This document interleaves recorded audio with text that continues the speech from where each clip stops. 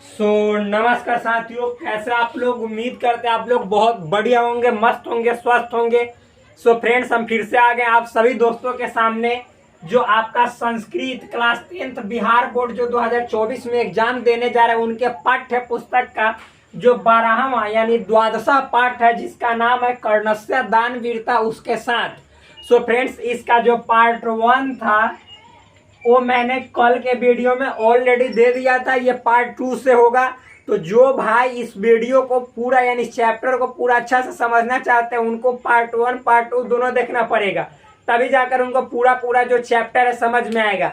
मैं थोड़ा सा इसका जिक्र कर देता हूँ। ये जो चैप्टर है ये आपका भास द्वारा रचित है, जो कि मतलब कि जैसे कर्णभार नामक ग्रंथ से लिया गया। ये एक नाटक के रूप में है, वार्तालाप के रूप में है। कर्ण और इंद्र के बीच के जो वार्तालाप है उसका वर्णन किया गया। कर्ण जो कि एक तरह से कौरव के पक्ष में रहते हैं और वह अनीति का साथ देते हैं, और जो इंद्र रहते हैं वह पांडव के पक्ष में नीति का साथ देते हैं। ऐसे पांडव में 5 भाइयों में इनका नाम नहीं गिना जाता है।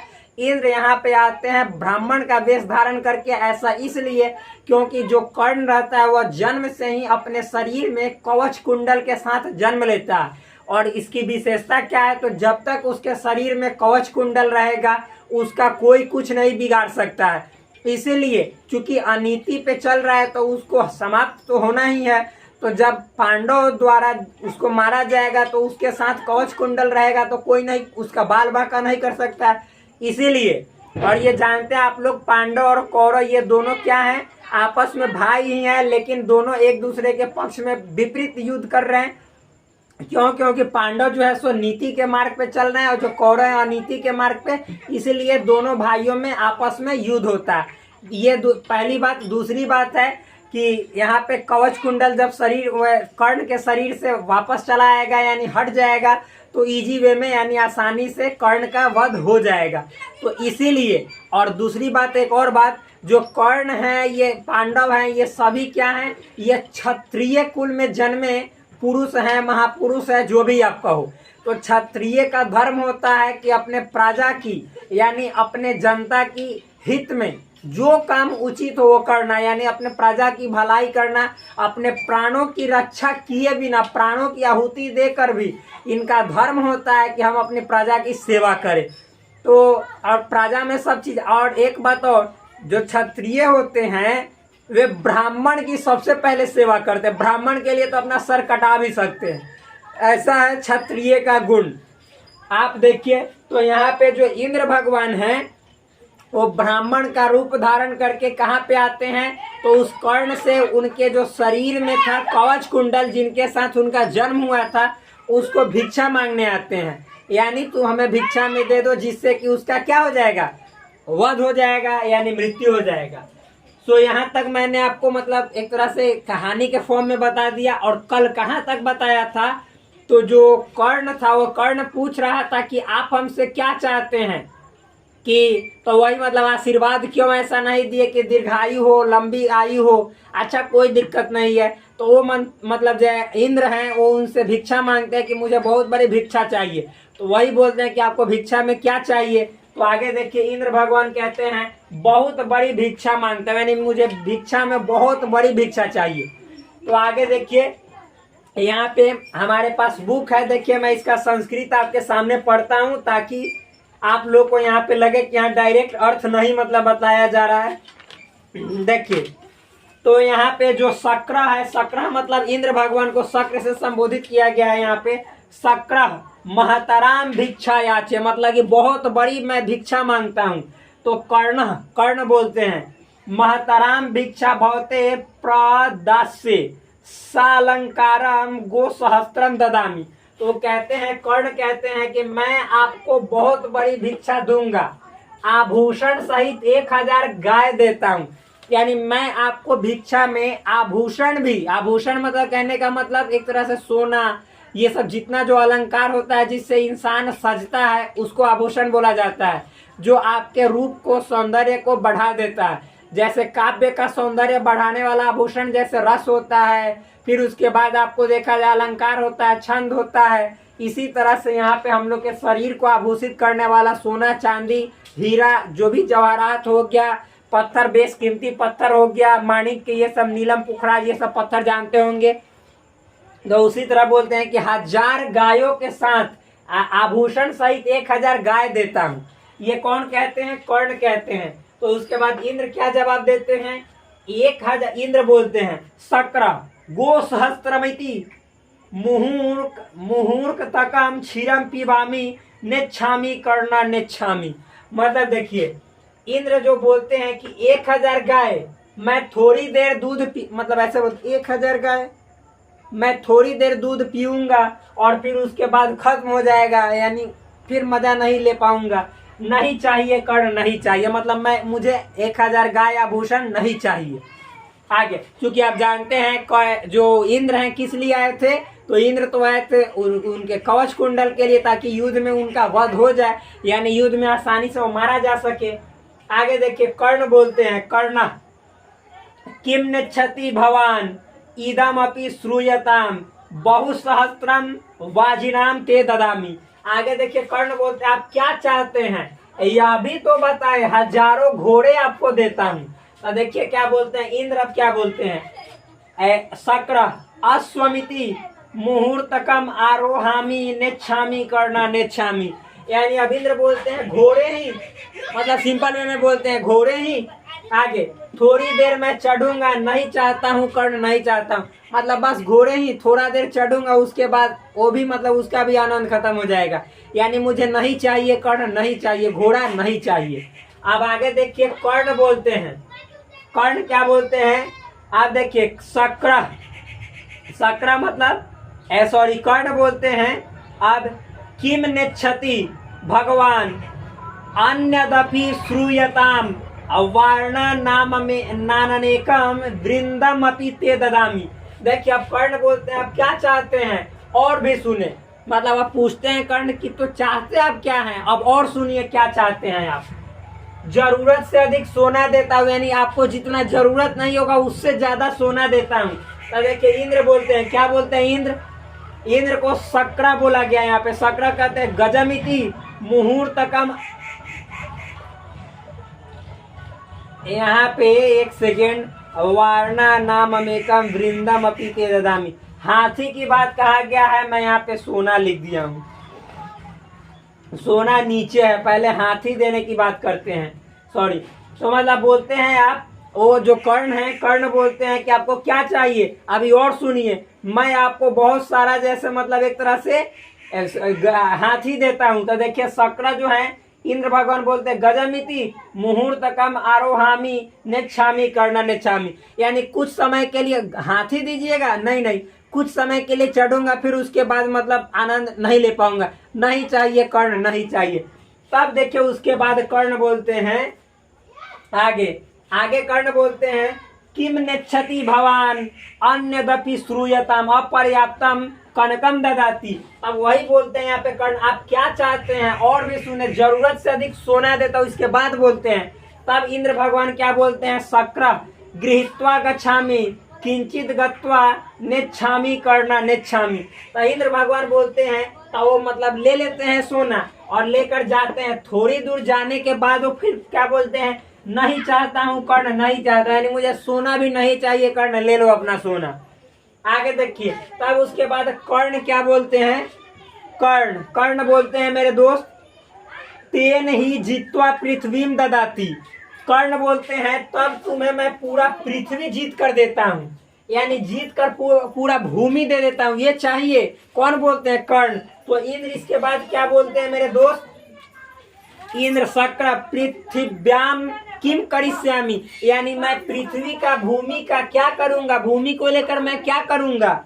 आगे देखिए कर्ण बोलते हैं, कर्ण क्या बोलते हैं? तेन हृग्नि अष्टोम फलम ददामी। तब उसके बाद वही कर्ण कहते हैं, तो मैं आपको अग्नि ओष्टम फल देता हूँ। मतलब एक तरह से ये ऐसा होता है, मतलब ऋग्वेद आप पढ़िएगा तो अग्नि अष्ट ये सब मतलब वैदिक सूत्र है, जिसमें अग्नि देव को प्रसन्न करने के बाद जो फल प्राप्त होता है उसको देने की बात करते हैं। कौन? कर्ण। तो देखिए इसके बाद क्या कहते हैं? इंद्र कहते हैं अग्निष्टोम फलेन किम कार्यम, कि जो अग्नि वाला इष्ट फल है, अग्नि देव अग्नि इष्टम फलम का मतलब होता है ना कि आप अग्नि देव से जो मांगोगे वो मिल जाएगा, इष्ट फल उसी को बोला जाता है। तो बोलते हैं कि अग्नि इष्ट फल लेकर मैं क्या करूंगा, कुछ नहीं करूंगा, कर्ण बोलते हैं। अब इसके बाद कर्ण क्या बोलते हैं, तेन ही मच्छीरो ददामी, उसके बाद कहते हैं तो मैं अपना सिर देता हूँ, यानी जो सर है इसको दे देता हूँ। आगे देखिए शक्र अविहा अविहा, इंद्र बोलते हैं नहीं नहीं ऐसा मत करो, ऐसा मत करो, मतलब सिर मत दो। आगे देखिए कर्ण क्या बोलते हैं, न भेतव्यम न भेतव्यम प्रसीदतु भवान अन्यदपि श्रूयताम। तो इसके बाद कर्ण बोलते हैं डरो नहीं डरो नहीं, आप प्रसन्न हो जाए और भी सुने, मतलब उनको कह रहे हैं कि आप डरिए नहीं, आप खुश हो जाए और भी सुनिए आपको क्या चाहिए। अब इसके बाद लिखते हैं, उसके बाद बताते हैं फ्रेंड्स क्या है। तो देखिए फ्रेंड्स आगे नेक्स्ट क्या है, नेक्स्ट है अब यहाँ पे देखिए मैंने यहाँ तक आपको बता दिया था। कर्ण बोलते हैं न भेतव्यम प्रसीदतु भवान अन्यदपि श्रूयताम, यानी इसका मतलब डरो नहीं, अभी और सुनो मैं आपको क्या क्या देता हूँ। वही बोलते हैं, कौन बोलते हैं, कर्ण बोलते हैं। देखिए क्या बोलते हैं सो समझिए, अंगै सहैव जनितम मम देह रक्षा देवा सुरैरपि न भेद्यमिदं सहस्रै देयम तथापि कवचम स कुंडलाभ्याम प्रीत्या मया भगवते रुचितम यदि स्यात्। ये श्लोक बोलते हैं, इसका मतलब क्या हुआ, देखिए अर्थ है कर्ण ब्राह्मण वेशधारी इंद्र से कहता है। कर्ण जो है यहाँ पे अब उसके बाद कहते हैं, क्या कहते हैं और किनसे कहते हैं, तो जो इंद्र भगवान ब्राह्मण का वेश धारण करके आए रहते हैं उनसे कहते हैं कि मेरा जन्म, यानी कर्ण कहते हैं मेरा जन्म इन कवच कुंडल, यानी उनके शरीर में जो कवच कुंडल रहता है उसके साथ हुआ रहता है।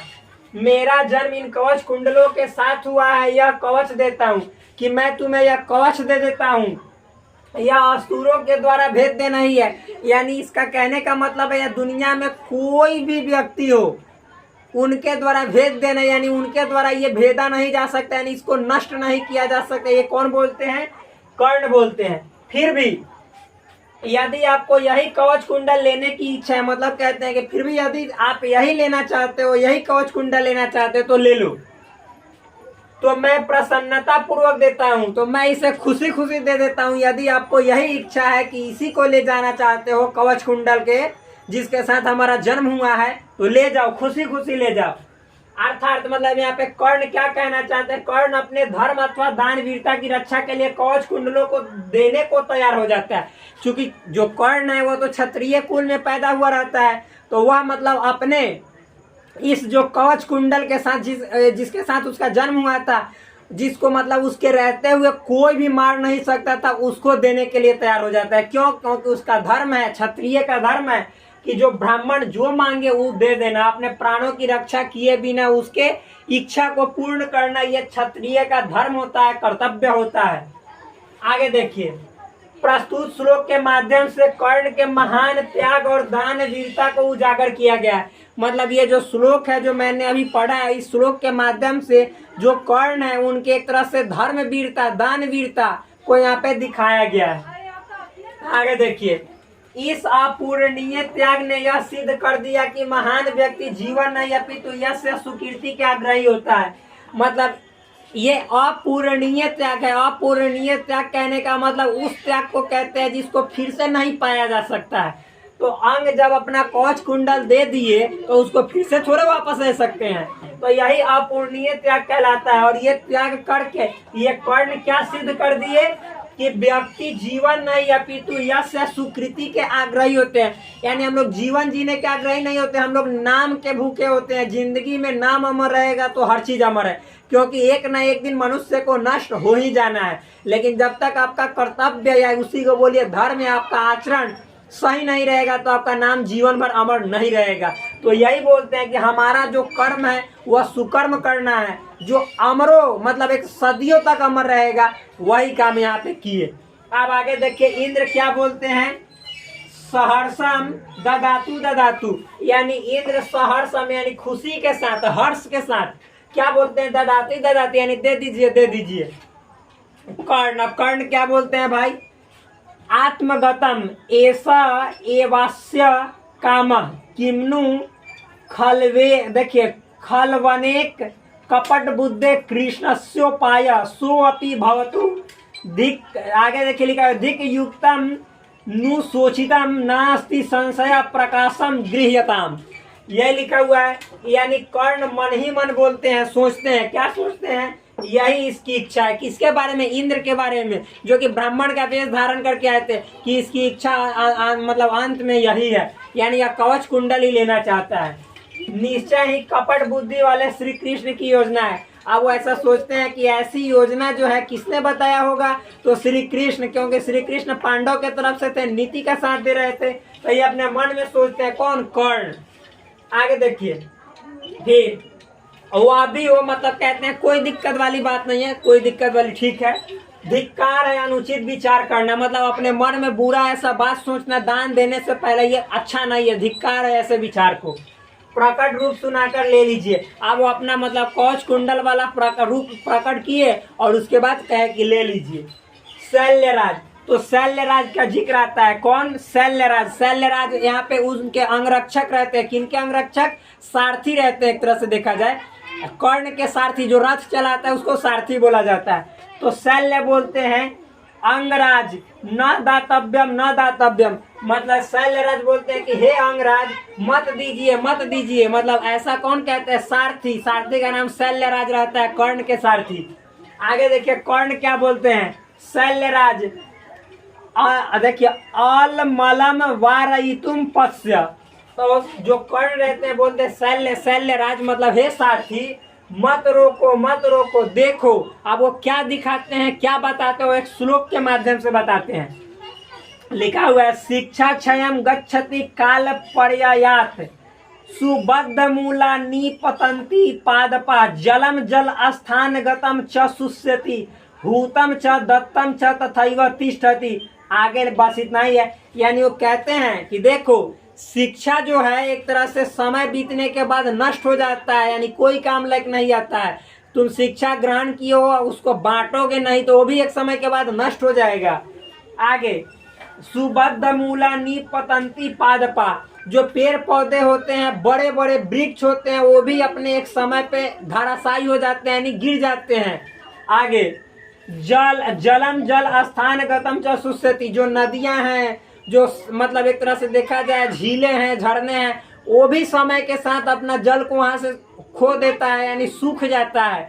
आगे देखिए हूतम च दत्तम च तथैव तिष्ठति, लेकिन जो दान दिया हुआ है, जो अग्नि में एक तरह से हवन किया हुआ है, जीवन में वो कभी बर्बाद नहीं होता, उससे यश बढ़ता है, कीर्ति बढ़ता है, यानी एक तरह से देखा जाए तो अमरता प्राप्त होता है। यानी दान देने से हम लोग अमरत्व को प्राप्त करते हैं, यश के भागी बनते हैं, सुकर्म के भागी बनते हैं। इसीलिए शैल्यराज को कहते हैं ये जीवन एक दिन नष्ट हो जाएगा, कि हमें दान देने से मत रोको। कर्ण का नाम स्वर्ण अक्षरों में लिखा जाएगा कि कर्ण एक ऐसा एक तरह से देखा जाए क्षत्रिय था, जिन्होंने अपने प्राणों की रक्षा किए बिना युद्ध में, वो भी इधर उधर नहीं, युद्ध में वो जान रहा है कि मैं इसे दे दूंगा तो मेरी हार होगी, जानते हुए भी खुशी खुशी अपने कवच कुंडल को दान दे दिए। इससे बड़ा दानी कोई नहीं होगा, इसीलिए कहा गया कर्ण से बड़ा दानी कोई नहीं होगा। आगे तस्मात् गृह्यताम निकृत्य ददाति, उसके बाद मतलब कि वो ले लेते हैं जो इंद्र रहते हैं, जिनको शक्र से पुकारा गया है, और उसके बाद चले जाते हैं। तो यही है आपका कर्णस्य दान वीरता का एक तरह से देखा जाए तो व्याख्या, विस्तृत व्याख्या। फिर मिलते हैं आपसे नेक्स्ट वीडियो में, तब तक के लिए धन्यवाद, bye bye, take care, love you all, please do subscribe this channel, like this video and also share and comment on this video. That's all friends.